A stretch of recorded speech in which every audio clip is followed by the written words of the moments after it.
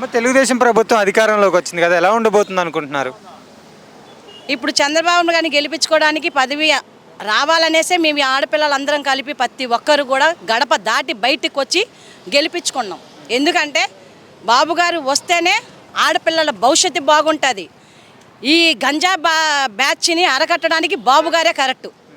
దేనికైనా కానీ ఇప్పుడు రోడ్ల విషయమే చూసుకుందాం, అభివృద్ధికే కానీ పచ్చని చెట్లే చూసుకుందాం, దేనికైనా కానీ బాబు గారే కరెక్ట్ కాబట్టి అన్నిటికీ బాగుంటుంది కాబట్టి బాబు గారిని గెలిపించుకున్నాం మేము. ఇప్పుడు జగన్మోహన్ రెడ్డి గారు ఎందుకు ఓడిపోవడం కారణం?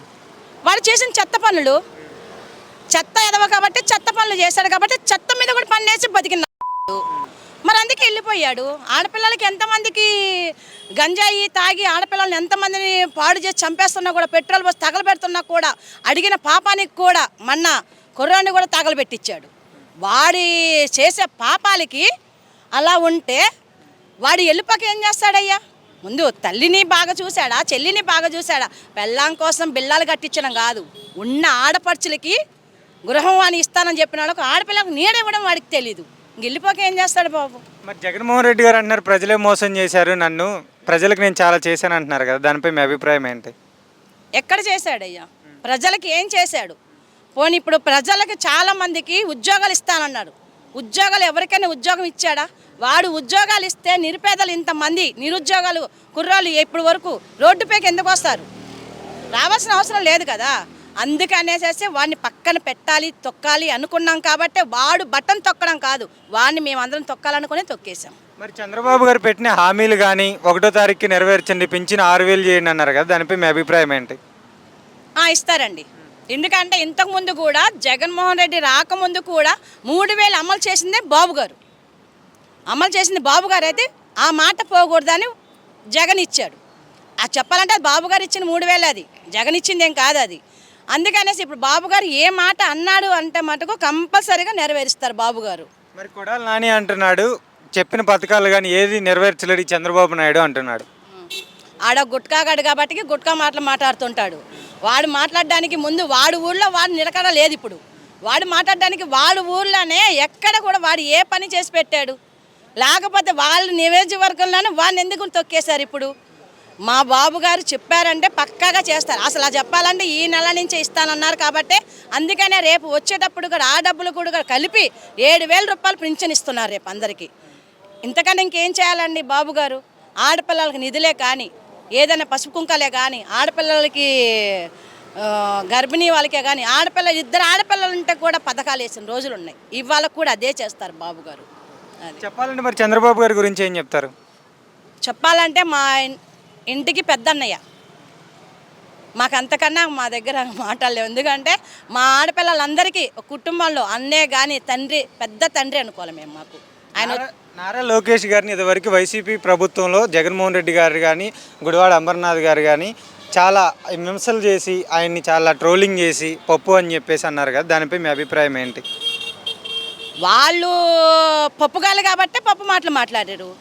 మరి లోకేష్ బాబు గురించి మాట్లాడడానికి ముందు వాళ్ళకి సత్తా ఉండాలి.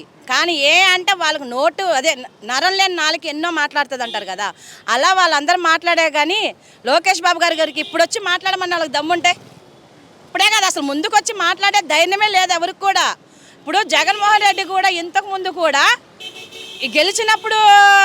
గెలిచే ముందు వచ్చాడు బయటికి, మళ్ళీ ఓడిపోయే ముందు ఎందుకు వచ్చాడు బయటికి? గెలిచినాక కూడా బయటికి రావచ్చు కదా. మరి ఇప్పుడు మా బాబు గారు చూడండి, సింహంలాగా ప్రతి ఒక్క కార్యకర్తను కూడా కలుస్తున్నారు. అది బాబు అంటే. వాడికలాగా లోన కూర్చోవడం, ఏసీలో కూర్చోవడం, నేను బటన్ నొక్కుతున్నాను, నేను ఇది చేస్తున్నానని లప్పడి మాటలు మాట్లాడే పద్ధతి మా టీడీపీ వాళ్ళకి, మా చంద్రబాబు గారికి, లోకేష్ బాబు గారికి లేదు. అలాగే ఏదైతే ఆయన 1000 మంది సెక్యూరిటీని పెట్టుకొని 5 ఏళ్ళు పరిపాలన చేశాడు, ఇంట్లో ఉండి కూడా 1000 మంది సెక్యూరిటీ అవసరం ఆయనకి? ఎందుకంటే వాడు చేసే పథకాలు ఇస్తామని చెప్పి ప్రతిదానికి అన్నీ అమ్ముదబ్బేగాడు కదండి. మొన్న కూడా పదవి తీసేటప్పుడు కూడా ఎక్కడికక్కడే అమ్ముకున్నాడు. అవునా? ఎక్కడికక్కడికి అమ్ముకుంటున్నాడు, ఎక్కడికక్కడికి చేస్తున్నాడు. కాబట్టి ప్రజల్లోకి వస్తే తంతారని భయంతో అంతమంది సెక్యూరిటీతో బతికినోడు రేపు ప్రజల్లోకి వచ్చి ఏం చేస్తాడయ్యా వాడు? ఇప్పుడైనా కానీ జిల్లాకు ఒక ప్యాలెస్ కట్టారు కదా, అదంతా ప్రజల డబ్బులు కాదా? ఎందుకు కాదు? మా సొమ్మే కదా. మా సొమ్మే తీసుకొని ఇప్పుడు పేదవాళ్ళు ఉన్నారు చాలా మంది దగ్గర, ఆ పన్ను ఈ పన్ను కరెంటు పన్ను చెత్త పన్ను నాకు పన్నులు వేసి లాస్ట్కి ఆటో డ్రైవర్లు బతుకు మీద కూడా కొట్టి కూడా వాడు ప్యాలెస్లు కట్టించుకున్నాడు వాళ్ళ పిల్లానికి. అంతేగాని ఇవాళ అసలు చెప్పాలంటే వాళ్ళ చెల్లి వాళ్ళ అమ్మని కూడా వదిలేసాడు వాడు. అంత చెత్త ఎదవ గురించి మనం ఏం మాట్లాడగలుగుతాం? ఇంకా వాడి జీవితంలో ఎక్కడ కనపడ్డు. ఇంకా నెక్స్ట్ కూడా మా బాబు గారు లోకేష్ బాబు గారు పవన్ కళ్యాణ్ గారే వస్తారు. అలాగే ఏదైతే అసెంబ్లీకి ప్రతిపక్ష నాయకుడు హోదా ఉంటేనే వస్తాను లేకపోతే రానని మాటలు మాట్లాడుతున్నాడు, దాన్ని ఎలా చూస్తారు? ఎవరు? జగన్మోహన్ రెడ్డి గారు. వాడు రావడానికి ఇంకా లేదండి. బాబు గారు ఇంతకు ముందు కూడా అసెంబ్లీలో కూడా ఒకటే మాట అన్నారు, ఒకటే సవాల్ చేశారు, నేను గెలిచాకే ఇక్కడ అడుగు పెడతాను అని. అవునా? మొన్న ప్రమాణ స్వీకారంలో కూడా చంద్రబాబు నాయుడు గారు కూడా గౌరవం ఇచ్చి మన ఎంపీలతో పార్టీ కూడా ప్రమాణ స్వీకారం రోజు కూడా గౌరవం ఇచ్చి చంద్రబాబు నాయుడు గారు లోకేష్ బాబు గారు ఇచ్చినప్పుడు వచ్చి ప్రమాణ స్వీకారం చేయడానికి కూడా అవకాశం ఇచ్చినప్పుడు వాడు నిలబెట్టుకోకపోతే మనమేం చేస్తాం? వచ్చాడు ఏడవాడ అసలు వాడి పేరు వాడు చెప్పుకోవడానికి దుఃఖం వచ్చేసింది. అంటే అంత చెత్త అది అయిపోయాడని ప్రజల్లో. ఇప్పుడు జగన్మోహన్ రెడ్డి గారు అసెంబ్లీలోకి మనకు పెద్దగా ఏం పని లేదులే, మనం ప్రజల్లోకి వెళ్దాం, ప్రజలకి సమస్యలు మన కార్యకర్తలను కొట్టారు, దాని గురించి మనం వెళ్దాం బయటకు అని చెప్పేసి అంటున్నారు కదా. ప్రజలను కొట్టారా, కార్యకర్తలను కొట్టారా? జగన్మోహన్ రెడ్డి అండి? జగన్మోహన్ రెడ్డి టీడీపీ వాళ్ళు. టీడీపీ వాళ్ళు ఎవరిని? వైసీపీ వాళ్ళనా? మన వాళ్ళైతే ఎవరు కొట్టలేదండి. మన వాళ్ళనే అసలు చెప్పాలంటే వైసీపీ అదవ చెత్త టీడీపీ వాళ్ళని బీభత్సంగా కొట్టడము, ఎక్కడైనా కనపడితే పసుపు జెండా కానీ పసుపు జట్టు వేసుకున్నా కూడా వాళ్ళని అరలు చేయడము, వాళ్ళని చాలా విధాలుగా హింస పెట్టడం చేసింది వాళ్ళు. మన టీడీపీ వాళ్ళు ఏ రోజు కూడా బాబు గారు ఆగిపో అంటే ఆగిపోయారాక మనోళ్ళు. అంటే సంస్కారానికి పద్ధతి నేర్పిందే మన టీడీపీ.